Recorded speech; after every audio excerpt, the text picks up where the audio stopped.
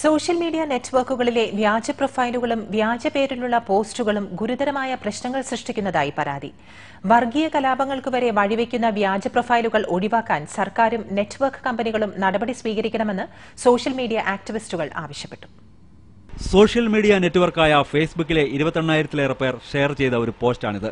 ഫോട്ടോയിൽ കാണുന്ന കുട്ടിയെ കാണാനില്ലെന്നും കണ്ടുകിട്ടുന്നവർ താഴെ കാണുന്ന നമ്പറിൽ ബന്ധപ്പെട്ട് അറിയിക്കണമെന്നുമുള്ള അപേക്ഷയാണിത്. ഇതിൽ കൊടുത്തിരിക്കുന്ന നമ്പറിൽ ഞങ്ങൾ ബന്ധപ്പെട്ടു. സംഭവവുമായി യാതൊരു ബന്ധവുമില്ലെന്നും നിരവധി പേർ തന്നെ തുടർച്ചയായി ഇക്കാര്യം പറഞ്ഞ് വിളിക്കുന്നതായും ഈ ടെലിഫോൺ നമ്പറിന്റെ ഉടമസ്ഥൻ വ്യക്തമാക്കുന്നു. അതെ, ഞാൻ ഫേസ്ബുക്കിലൊരു കുട്ടിയെ കാണാനില്ല എന്ന് പറഞ്ഞിട്ടൊരു ഇത് കണ്ടിരുന്നു പോസ്റ്റിംഗ്. അത് ഫേക്കാണ്. നിങ്ങളുടെ ഇതിൽ നിന്നുള്ളതായിരുന്നു നിങ്ങൾ പോസ്റ്റ് ചെയ്താ?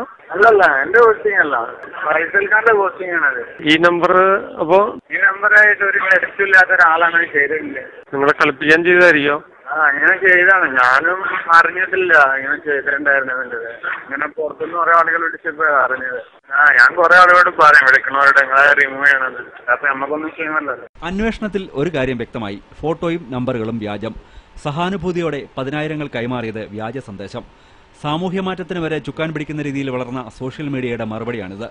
വ്യാജ ചിത്രങ്ങളും തെറ്റായ വിവരങ്ങളും നൽകി 10,000-കണക്കിന് പേരെ കബളിപ്പിച്ച് വിശ്വസത തകർക്കുകയാണ് ഒരു വിഭാഗം. എതിർപ്പുള്ളവരുടെ ചിത്രങ്ങളും ഫോൺ നമ്പറുകളുമാണ് വ്യാജവിലാസങ്ങൾ നിർമ്മിച്ച് പ്രചരിപ്പിക്കുന്നതിനായി തിരഞ്ഞെടുക്കുന്നത്. ഇത് ഗുരുതരമായി കാണണമെന്ന് സോഷ്യൽ മീഡിയ ആക്ടിവിസ്റ്റുകൾ വ്യക്തമാക്കുന്നു. രാജ്യത്തിന്റെ ഭരണക്രമത്തിന് നാളെ പ്രശ്നമുണ്ടാക്കാൻ സാധ്യതയുള്ള ഒരു മേഖല കൂടിയാണ് സോഷ്യൽ മീഡിയ. അതൊരു എവിടെന്നെങ്കിലും പൊട്ടിപ്പുറപ്പെടാതിരിക്കാൻ ഓരോ വ്യക്തികളും ഐഡന്റിറ്റി ഉള്ള വ്യക്തികളായി മാറേണ്ടതുണ്ട്.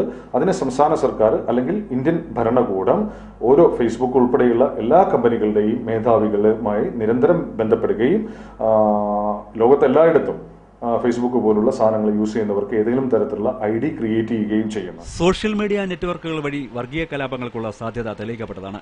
ഈ സാഹചര്യത്തിൽ സ്വാതന്ത്ര്യത്തെ ഹനിക്കാതെ തന്നെ വ്യാജന്മാരെ നിയന്ത്രിക്കാൻ സോഷ്യൽ മീഡിയ നെറ്റ്വർക്കുകൾ നടപടി സ്വീകരിക്കണമെന്നാണ് ഒരു വിഭാഗം ആവശ്യപ്പെടുന്നത്.